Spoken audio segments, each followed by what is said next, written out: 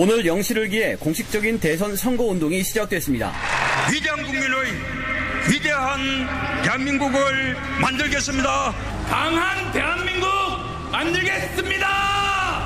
빛나는 대한민국 만들겠습니다.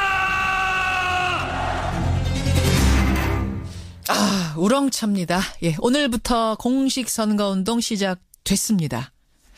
지난 주말에 이틀간 후보자 등록을 받았죠. 총 15명. 예, 자그마치 15명이 출사표를 던졌습니다. 다 만나보면 좋겠지만 오늘 다 만나볼 수는 없을 테고요. 차례대로 저희가 소개를 할 겁니다. 오늘은 역시 가장 많은 관심이 쏠리고 있는 사람들.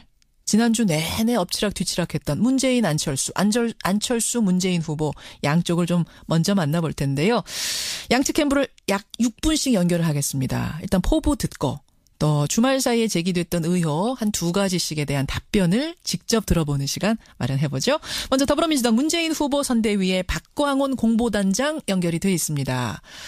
단장님 안녕하세요. 네, 안녕하세요. 반갑습니다. 슬로건이 정해졌더군요. 나라를 나라답게. 네네. 예. 든든한 대통령 문재인. 든든한 대통령 문재인. 어떤 메시지를 전달하고 싶으셨던 거예요? 나라의 주인인 국민의 대통령이 되겠다. 주인인 국민을 하늘처럼 섬기는 대통령이 되겠다는 그런 뜻인데요. 첫 번째는 광화문 대통령입니다. 광화문 대통령은 예. 국민들과 눈높이에서 소통하고 국민들의 편에 서겠다는 겁니다. 예. 자, 그러면 국민들의 편에 서기 위해서는 어떻게 해야 되느냐. 두 번째가 일자리 대통령입니다. 예. 국민들의 민생을 해결해 줘야 됩니다. 국민의 삶을 바꾸는 대통령. 그러기 위해서 일자리를 만들어야 되는 거죠. 일자리에 가장 먼저 또 가장 많은 역량을 집중하겠다는 것이고요. 예. 자, 그러면 자연스럽게 국민의 편에 서고 또 국민의 삶을 바꿔주는 대통령이 되면 어떤 일이 벌어지냐면 국민 통합 대통령이 되는 겁니다. 이런 기반을 바탕으로 국민 모두가 함께 나라의 미래를 위해서 일할 수 있는 국민 통합 대통령이 됐다. 이게 세 가지입니다. 광화문 대통령, 일자리 대통령, 국민 통합 대통령. 이건 다 연결되어 있는 가치 개념이죠. 그렇게 해서 나라를 나라답게 문재인 이렇게 맞습니다. 정하셨어요. 네네. 근데 사실 선거가 가까워지면서 주말 사이에 여러 가지 논란이 막 일제히 불거졌어요. 모든 캠프에서. 그중에서도 꼭 짚어봐야 할 의혹이 뭔가 저희가 문 캠프, 안 캠프에 똑같이 요청을 드렸습니다. 상대 네. 캠프에 던지는 질문 좀 주십시오 했더니 안철수 캠프에서는 이런 질문을 보내오셨어요. 네. 첫 번째는 이제 스탠딩 토론 문제인데 제가 그대로 읽겠습니다. 네. 지금은 봉합됐지만 문재인 후보 측은 TV 토론 협상 중에 나갔습니다. 의자 없으면 안 하겠다 하면서. 그런데 이 스탠딩 토론은 선관위 토론 중 5월 2일 또 한 차례 예정이 돼 있습니다. 그럼 그때도 의자 달라고 하실 겁니까? 이렇게 보내오셨습니다. 답 주시죠. 이 대답은 사실은 제가 그 룰미팅에 참여하진 않았지만 제가 잘 아는 분이 룰미팅에 참여를 했는데 예. 룰미팅은 여러 가지 얘기를 주고받는 과정이죠. 최종 확정된 것을 발표하는 것이 사실 예의입니다. 그런데 그 룰미팅에 가기 전에 그 실무자가 예를 들어서 예. 우리 선대본부, 선대위원회에 무슨 지침을 받고 갔다든지 후보의 지침을 받고 간 게 아니고 그 자리에서 대화를 하다 보니까 예. 서서 하자 그래서 서서 하는 거 얼마든지 좋은데 예를 들어보자. 120분 토론, 2시간 토론을 한다면 예. 5사람의 후보와 1사람의 사회자가 각각 20분 정도씩 얘기를 하게 되는데 우리는 완전 자유토론이 아니고 구획된 일종의 칸막이 토론이죠. A 후보가 B 후보에게 또 질문하고 B 후보가 A 후보에게 질문한 이런 9분 정도씩 시간이 주어지는 그런 칸막이 토론인데 그러면 나머지 시간은 100분 동안은 서 있어야 되는데 멀뚱하게 뭐하러 서 있을 필요가 있냐 이런 얘기를 한 겁니다. 합리적인 지적이죠. 의자를 놓고 앉았다 일어났다를 할 수 있게 해달라 자유롭게. 앉았다 일어났다 할 수 있게 해달라는 것보다 예. 아무 말도 안 하고 나머지 세 사람은 쭉 서 있는 거 아닙니까? 그때는 좀 앉아있게. 상상을 해보시죠. 그것이 어색한 장면이다. 텔레비전에서는. 그 합리적인 지적을 했는데 그걸 밖에다가 유출을 했어요. 무슨 건강에 문제가 있어서 서 있을 수 없어서 그랬다. 그거는 얘기 안 되죠. 문재인 후보가 히말라야 트레킹을 4번째 했습니다. 알겠습니다. 그리고 북한산을 자주 다닐 뿐더러 산에 다니면 보통 4시간, 5시간씩 등산을 하는데 2시간 서 있는 게 뭐가 문제가 되겠습니까? 예. 저건 대단히 악의적이고 아주 건강을 걸어서 어떻게 해보겠다니. 심지어 뭐 노쇠했다 이런 표현을 썼는데 나이 많은 분을 폄하한 아주 저는 위험한 발상이라고 생각합니다. 결론은 그냥 서서 의자 없이 하는 걸로 결론이 났나요? 지금 서서 하되 의자를 이제 보조 의자를 놔두는 걸로 저는 결론이 났다고 들었습니다만 알겠습니다. 그게 뭐 앉을지 안 앉을지는 저는 모르겠습니다. 문 후보는 이렇게 얘기했죠. 그거 앉아서 하나 서서 하나 무슨 차이가 있나 그쪽에서 하자는 대로 다 합시다. 이렇게 그 논란이 된 뒤에 보고를 받고 나서 그렇게 얘기를 하셨죠. 첫 번째 질문에 대한 답변 주셨고요. 두 번째 질문은 이겁니다. 이것도 역시 국민의당에서 보내온 질문. 지난 대선 당시 홍보 동영상에서 그 1,000만 원대 고가 의자가 문제가 됐었죠. 그때 문 후보 부인 김정숙 씨는 중고로 50만 원에 발품 팔아 샀다라고 해명을 했었는데 나중에는 최근에 또다시 이제 문제가 되자 그 당시 모델하우스의 가구 뭐 전부 합쳐서 3,500만 원이라고 했다가 또다시 뭐 1,000만 원 오락가락 말바꾸기 해명을 해서 논란을 증폭시키고 있다. 도대체 진실은 무엇인가? 그것도 사실은 그렇게 뭐라고 할까요? 좀 전에 말씀하신 것처럼 아파트 임대 분양 사무소에 비치되어 있던 그런 가구 일체를 한 15점을 1,000만 원에 구입한 것은 사실입니다. 근데 그게 마치 무슨 말이 바뀐 것처럼 얘기되는데 정확하게 해명하는 과정에서 일부 실무자들이 정확하게 확인하지 않고 한 부분이 있지만 처음부터 50만 원이라고 했던 것은 15점 정도를 중고 가구니까요. 1,000만 원 주고 샀으니까 그래 한 점 정도에 뭐 50만 원 정도 됐겠다 이렇게 얘기를 한 거죠.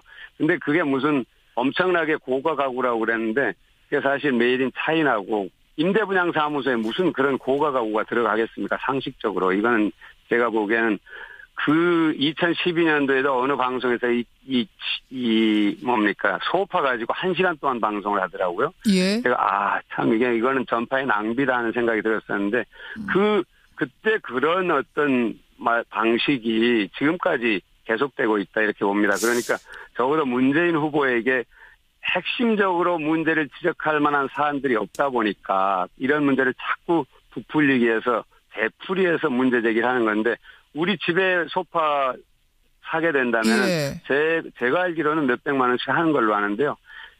그 문재인 후보는 양산으로 이제 대통령 비서실장 마치고 양산으로 이사를 가게 되니까 가구를 여러 개를 구입했다. 알겠습니다. 그럼 좀 정리를 하자면 2012년 때는 그게 이제 고가냐 아니냐 문제였는데 지금은 사실 이제 거짓말 논란으로 좀 번진 거거든요. 그러면 김정숙 여사의 2012년 최초 해명 이 의자는 50만 원짜리 내가 발품 팔아서 구한 거다라는 해명은 여전히 유효한 겁니까?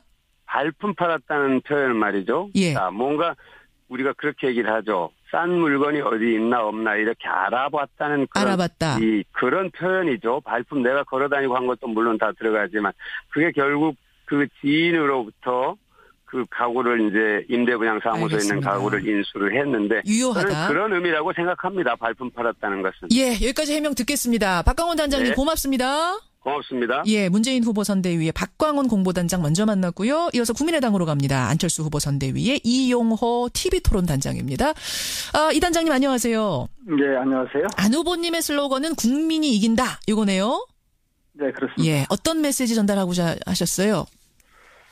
이번 대선은 뭐 아시는 바와 같이 권력의 사유화 그리고 비선 실세들의 국정농단 이런 것 때문에 이제 탄핵으로 치러지는 거 아니겠습니까? 그것은 곧 이제 모든 권력은 국민으로부터 나온다라고 하는 헌법 가치를 재확인한 셈인데요.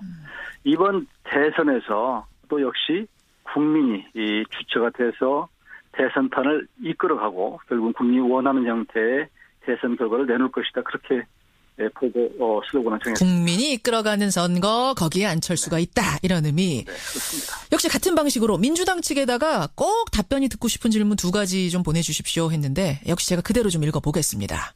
첫 번째 질문. 안철수 후보의 부인 김미경 씨가 안철수 의원실 보좌관에게 사적인 심부름을 시켜왔다라는 이 의혹.